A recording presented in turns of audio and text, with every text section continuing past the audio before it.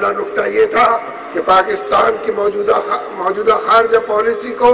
آزاد خارجہ پالیسی بنایا جائے، پوری فارن پالیسی کو ری وزٹ کیا جائے، ری ایسس کیا جائے، ریویو کیا جائے، اور پھر ری ایسرٹ کرنے کے نتیجے میں حالات کو بہتر بنایا جائے۔ یہ ٹھیک اشارہ ہے، لیکن پہلے بھی اس قرارداد پر عمل نہیں ہوا، اور وزیر اعظم اس کے ذمہ دار ہیں جو چیف ایگزیکٹو قرار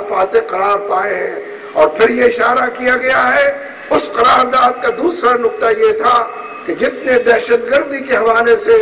پورے ملک کے اندر اسٹیک ہولڈرز ہیں، ان سب کی کانفرنس منعقد کی جائے۔ ہم یہ سمجھتے ہیں کہ یہ اشارے درست ہے، اس لیے کہ اس وقت ہماری خارجہ پالیسی اس پورے ریجن کے اندر امریکہ کی ترجیحات کی نگرانی کرتی ہے۔ امریکہ کے قیام کو طول دینے کے لیے اور اس کے شب و روز کو بہتر بنانے کے لیے پورے پاکستان سے ٹینکرز گزرتے ہیں، پورے پاکستان سے اشیاء ہر سفر گزرتی ہے۔ ہم یہ سمجھتے ہیں یہ اشارہ تو کیا گیا ہے کہ ہم یہ ایڈ بند کر دیں گے اگر امریکہ نے آئندہ کوئی غلطی کی، لیکن جو غلطی کر چکا ہے اس کی سزا یہ ہونی چاہیے تھی کہ چند مہینوں کے لیے یہ ٹرولے سارے بند کر دیے جاتے، اور اگر وہ نہیں کریں گے تو پھر آکسیجن اور تیل فراہم کرتے ہیں تاکہ دشمن ہم پر حملہ آور ہو، تاکہ وہ ہم کو تہس نہس کرے، تاکہ وہ ڈرون حملوں سے ہماری قسمت اور کایا پلٹ دے۔ ڈرون حملے فوج نے اشارہ کیا ہے، پارلیمنٹ کے سامنے یہ بات کہی ہے کہ اگر ہم سے کہا جائے کہ ڈرون حملوں کو روکا جائے، ان جہازوں کو گرایا جائے، تو ہم یہ کیپیبلٹی، یہ صلاحیت اور استعداد بھی رکھتے ہیں، اور ہم یہ کام کر کر دکھائیں گے۔ اس سے یہ بات واضح ہو گئی کہ سیاسی حکومت امریکہ کی ایجنٹ بنی ہوئی ہے، امریکہ سے خوف زدہ کونے کے اندر دبکی ہوئی ہے، لہذا یقینی طور پر فوج کو یہ حملہ روکنے کی، ڈرون طیارے گرانے کی، امریکہ کو سبق سکھانے کی، اس خطے سے الٹے پیروں اس کو واپس لوٹانے کی بات ہونی چاہیے۔ اور ہم یہ سمجھتے ہیں کہ اگر وار آف ٹیرر سے، یہ بنیادی نقطہ ہے، دہشت گردی کے خلاف جنگ سے ہماری واپسی کے نتیجے میں جتنے مسنگ پیپل ہیں، جتنے گمشدہ افراد ہیں، ان کی واپسی کا راستہ کھلے گا۔ ڈرون طیارے حملے نہیں کر سکیں گے، اور اسی کے ساتھ ساتھ مصنوعی طور پر ہم نے جو ملٹری آپریشن جاری کیا ہوا ہے، یہ بھی وار آف ٹیرر کا فٹ نوٹ ہے، اسی کی ایک ادا ہے کہ جو ملٹری آپریشن میں نظر آتی ہے۔ لہذا ان سب کا علاج یہی ہے، کوئی ابتباد کا واقعہ نہیں ہو سکتا تھا اگر وار آف ٹیرر کے اندر ہم نے غلامی کی دستاویز پر دستخط نہ کیے ہوتے، اور غلامی کی دستاویز کو گلے کا توق بنا کر نہ پہنا ہوتا۔ اس لیے میرے دوستو، ہم جب گو امریکہ گو کہتے ہیں، جماعت اسلامی کا کارکن جب یہ نعرہ لگاتا ہے، بینر لے کر آتا ہے، تو گو امریکہ گو کے حوالے سے کلمے کا پرچم بھی لے کر آتا ہے۔ کلمے کے پرچم میں وہ جو لا الہ کا عنوان ہے، گو امریکہ گو کا عنوان ہے، اور وہ جو الا اللہ کی بات ہے، وہ رجوع اللہ کی بات ہے، وہ دعوت اللہ کی بات ہے، وہ بندوں کو بندوں کی غلامی سے نکال کر بندوں کے رب کی طرف ہکانے کی بات ہے۔ اس لیے گو امریکہ گو تحریک وقت کا تقاضا ہے، حالات کا عنوان ہے، نوشتہ دیوار ہے، اور اسی میں سے راستہ بنانے کے نتیجے میں غلامی کے بندھن ٹوٹیں گے۔ جتنے لوگ پیروں کے اندر بیڑیاں، غلامی کی بیڑیاں پاتے ہیں، ہاتھوں کے اندر ہتھکڑیاں، غلامی کی ہتھکڑیاں پاتے ہیں، دل و دماغ پر پہرے، زبان پر پہرے پاتے ہیں، ان کو توڑنے کے لیے جد و جہد کی ضرورت ہے۔ یہ جو جماعت اسلامی نے رابطہ عوام کی مہم شروع کی ہے، یہ جو ممبر سازی کی مہم شروع کی ہے، میں یہ آخری بات ضرور کہنا چاہوں گا کہ رابطہ عوام اور ممبر سازی کا مطلب یہ ہے کہ آپ لوگوں کے ساتھ وقت گزاریں، ان سے گفتگو تبادلہ کریں، حالات کے مد و جزر کو بتائیں اور ان سے سنیں، اور انہیں اس بات پر راضی کریں، ذہنی طور پر آمادہ کریں کہ تم نے تین چار مرتبہ مسلم لیگ نون کو ووٹ دیے ہیں، پیپلز پارٹی کو ووٹ دیے ہیں، ایم کیو میں ایم پی کو ووٹ دیے ہیں، مسلم لیگ کی جتنی قسمیں ہیں، اس کے جتنے گندے انڈے ہیں، سب کو تم نے ووٹ دیے ہیں۔ نتیجہ مہنگائی میں اضافہ نکلا ہے، نتیجہ بے روزگاری کے اندر دن دگنی رات چوگنی ترقی نکلی ہے، نتیجہ لاقانونیت، کسی کی جان مال عزت آبرو محفوظ نہیں، ٹارگٹ کلنگ کی صورت میں نکلا ہے۔ لہذا رابطہ عوام یہ ہے کہ عوام کو اس بات پر آمادہ کریں کہ ووٹ دینے کا رویہ بدلیں۔ جنہیں 4 مرتبہ ووٹ دے کر ملک کو 2 ٹکڑے کرا چکے ہیں، امریکی غلامی میں گرفتار کرا چکے ہیں، ان کے نتیجے کو بدلنے کے لیے آنے والے دنوں میں جماعت اسلامی کو ووٹ دیا جائے، گو امریکہ گو تحریک کو ووٹ دیا جائے، جو لوگ اس ملک کے لیے مخلص اور محب وطن ہیں،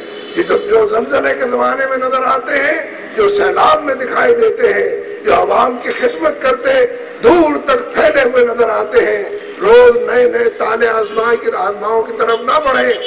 یہ بات اپنی جگہ درست نہیں ہے کہ لوگ آپ کا ممبر سازی کا فارم پر کر دیں،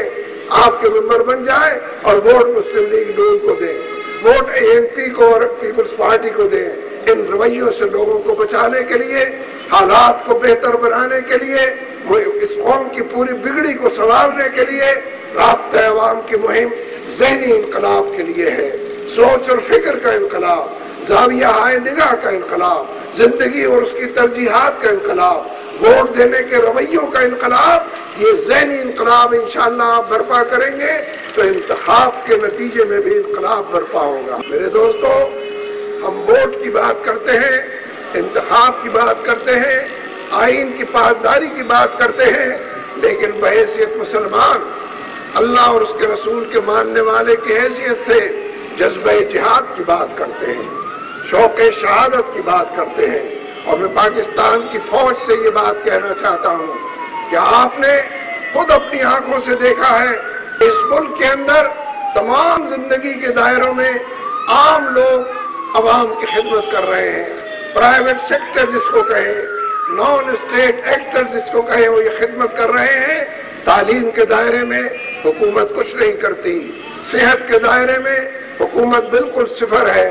لا اینڈ آرڈر کے معاملے میں، جان و مال عزت آبرو کے تحفظ میں پرائیویٹ گارڈوں کی کمپنیاں بن گئی ہیں، حکومت کچھ نہیں کرتی۔ لوگوں نے پھر جہاد بھی شروع کر دیا، اپنے طور پر کشمیریوں کی مدد کے لیے آواز بھی اٹھائی، فلسطینیوں کا نام لیا، افغانیوں کی بات کی، دامے اور درمے، قدمے اور سخنے بات کی، تو پھر یہ مسئلہ لوگ پوچھنے لگتے ہیں کہ کیا جہاد حکومت کے بغیر ہو سکتا ہے؟ جب سارے زندگی کے دائرے حکومت نے خالی چھوڑے ہوئے ہیں، عوام خود یہ کام کر رہے ہیں، تو میں فوج سے یہ بات کہنا چاہتا ہوں کہ پاکستان کے عوام اپنے پیروں پر کھڑا ہونا جانتے ہیں، پاکستان کے عوام خود کفالت کے عنوان سے واقف اور اپنے ویژن کے اعتبار سے دور تک دیکھنے کی صلاحیت رکھتے ہیں۔ اگر فوج نے امریکیوں سے تحفظ فراہم نہ کیا، اگر فوج کی جو اصل ذمہ داری ہے جغرافیائی حدود کا تحفظ بھی، اور بعض لوگ کہتے ہیں نظریاتی حدود کا تحفظ بھی،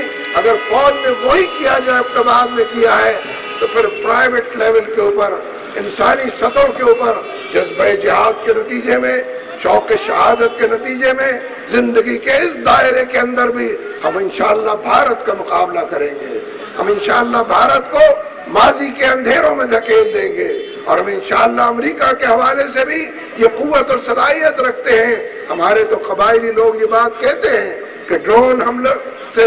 نجات کے لیے اور ڈرون طیاروں کو گرانے کے لیے اگر واقعی ان کی خدمات حاصل کی جائے اور پاکستان کی فوج انہیں یہ کام کرنے دے تو وہ امریکیوں کو سبق سکھا سکتے ہیں، جیسے افغانیوں نے اور طالبان نے امریکہ کو سبق سکھایا ہے، جیسے فلسطینیوں نے اسرائیل کو سبق سکھایا ہے، جیسے کشمیریوں نے بھارت کی 7 لاکھ فوج کا قافیہ تنگ کیا، جینا دوبر کیا اور دیوار کے ساتھ لگایا ہے۔ اس لیے میرے دوستو، ایک بڑی جدوجہد آپ کی منتظر ہے، ایک بڑی کشمکش آپ کا انتظار کر رہی ہے کہ آپ اس کے لیے تیار ہیں؟